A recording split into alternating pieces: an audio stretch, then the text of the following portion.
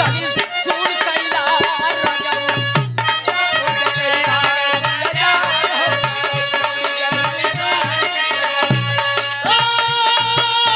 जियो जियो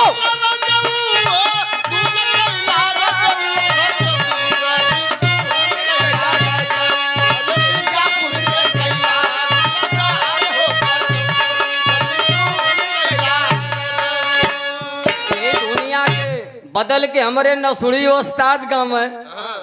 बर्मा नारायण के बिरजू उस्ताद गाँव रामदेव उस्ताद गाँव के गाँव लोन कहे कि गगरी छुआ जई हो रोजऊ ए काजल आवाज हरिया कह गगरी छुआ जई हो रोजऊ कह जाई कुल धारा मावा नसाई होती गगरी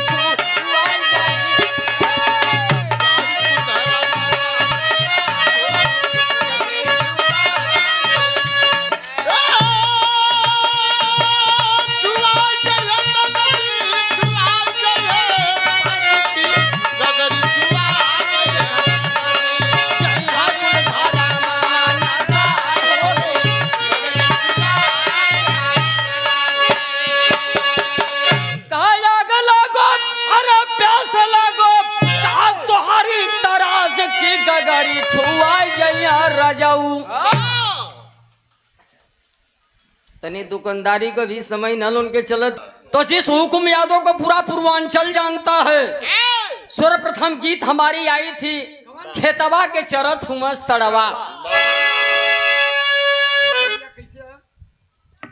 तब मुलायम कहने की कहे कुरसी संभार ले हला हीरावा कुरसी संभार ले हला हीरावा कर्जा तब मुलायम सिंह बीरावा की कुरसी संभार ले हला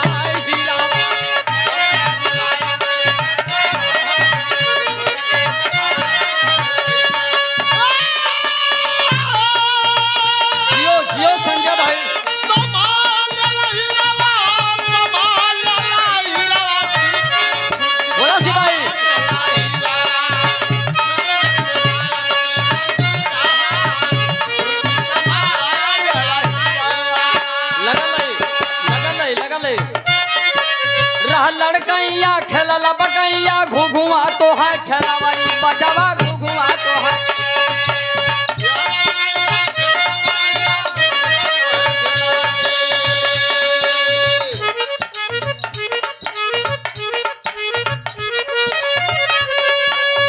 बड़का भैया विसर्जन भैया के ओर से तब कहे कि कुरसी संभार ले हला हीरावा कुरसी संभार ले हला हीरावा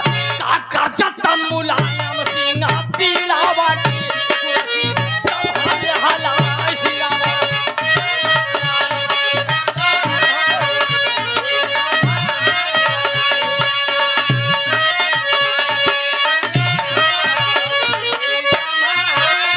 लगल रह लड़कैया खेलला बकैया घुघुआ तो है खेला वाली बचावा घुघुआ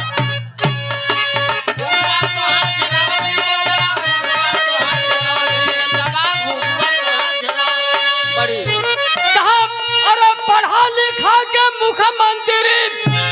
सीएम तो है बनवली कि कुरसी संभार ले हला हीरावा कुरसी संभार ले हला हीरावा का क्यों ना मुलायम ऐसन बीरावा की कुरसी संभार ले हला हीरावा